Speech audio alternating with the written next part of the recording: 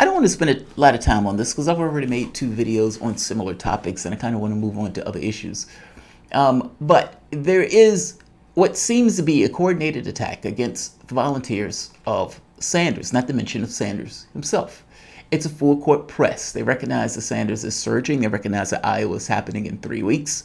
Warren's campaign is outright philandering, in which case she's just kind of throwing out whatever she can. You have other corporate media jumping on board with this, giving it a megaphone. But the volunteers, it's one thing to hit Sanders. Hitting the volunteers smacks as just disgusting. I mean, these are the groups, these are the people with the least amount of power in this process that decided to dedicate themselves to this campaign or any other campaign for that matter. So one attack comes out saying that Sanders had instructed, or the campaign had instructed his volunteers to go after and trash Warren. Warren plays into this, essentially leaning in. And the catch here is, it's unclear to me whether or not Warren leaked the information about her meeting after that, meaning playing off of what was taking place in the media, or whether or not all that stuff was happening simultaneously. I don't particularly know. Comes across as desperate. But hitting the volunteers. Now, the catch here is Sanders never told the volunteers to do that, even though that is what Politico was reporting. On the second front, the Bailey Beast. Now, I opened this saying, all right, what's the scoop? You're going to blow me away. Scoop. In recording we obtained exclusively, a person conducting trading calls for Bernie Sanders' campaign instructed volunteers to tell voters in New Hampshire incorrectly that he's the only 2020er who supports Medicare for all. This will most likely be one of my fastest videos because I looked at this and said, well, he is the only person who supports Medicare for all. This is unequivocal at this point. Medicare for all is a bill. The person who wrote the bill supports the bill. The other people in the race who initially said they were going to support it, be it Buttigieg, be it Warren, all fell away. Right here, I read this part and was like, yeah, there's no scoop here. This is just reality. It's like pointing to Sanders and saying, Jewish. Yes, Sanders is Jewish. Pointing to Obama, black. Big scoop. Obama's black. Obama's not a Muslim. Big scoop. It's like asserting reality for what it is and calling it a scoop does not, in fact, make it a scoop, especially when what you are saying just happens to be wrong. Look at this right here.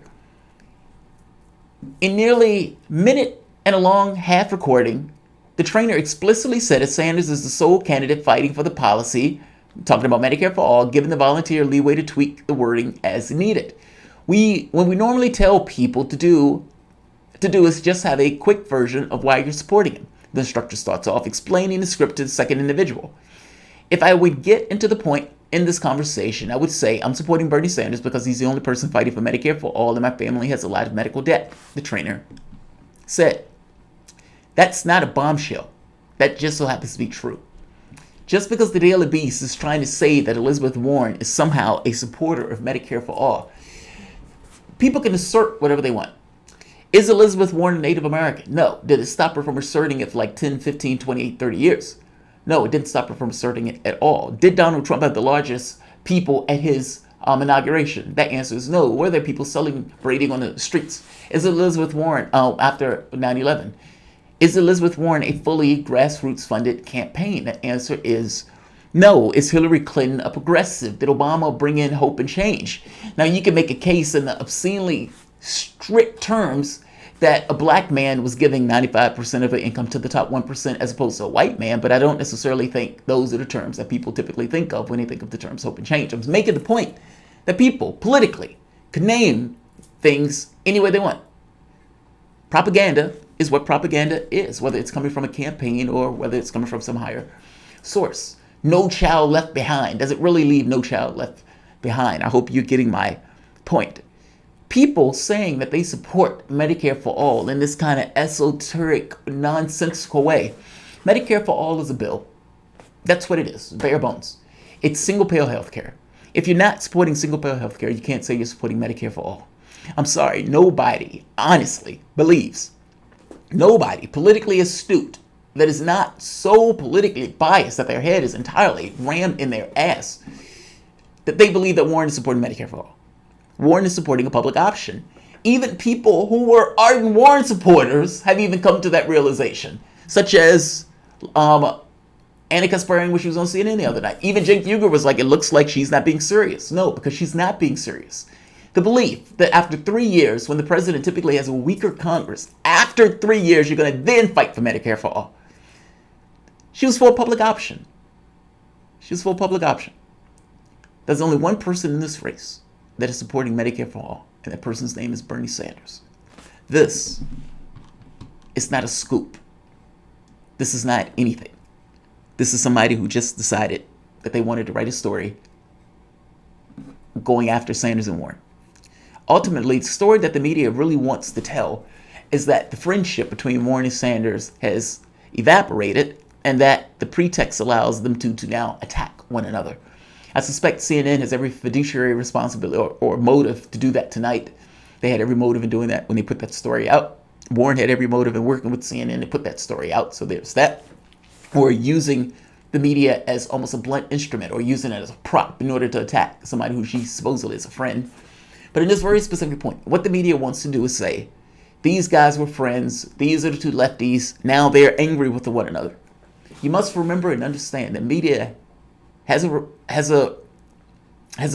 financial incentive to craft narratives that you will click on, narratives that you would watch and invest yourself into. Now, the narrative that Sanders and Warren were a team and that this team is now broken up is a narrative that they want to run with. It's a car crash. It's fire. Whether it's true or not, it's a fire. And if it's not true, maybe they could get these two kind of going at one another by putting these stories out. I'll say this. Sanders is the only person supporting Medicare for all. This is not a scoop. This is just nonsense. And I need a little bit more if you're going to make this case that there's somebody else in the race supporting Medicare for all. I am unaware of who that person is. Warren is for a public option that she is calling a transition to Medicare for all. Buttigieg is for a public option. Joe Biden is for a public option. Yang is not even for a public option. He's calling his shit Medicare for all. Under this standard, Yang's non-public option would count as Medicare for all if you're going to use it in this kind of esoteric way. Delabese, get better. Get better. Try harder. Try harder. Like, share, subscribe. Thanks all. I want to make sure. Good. All right.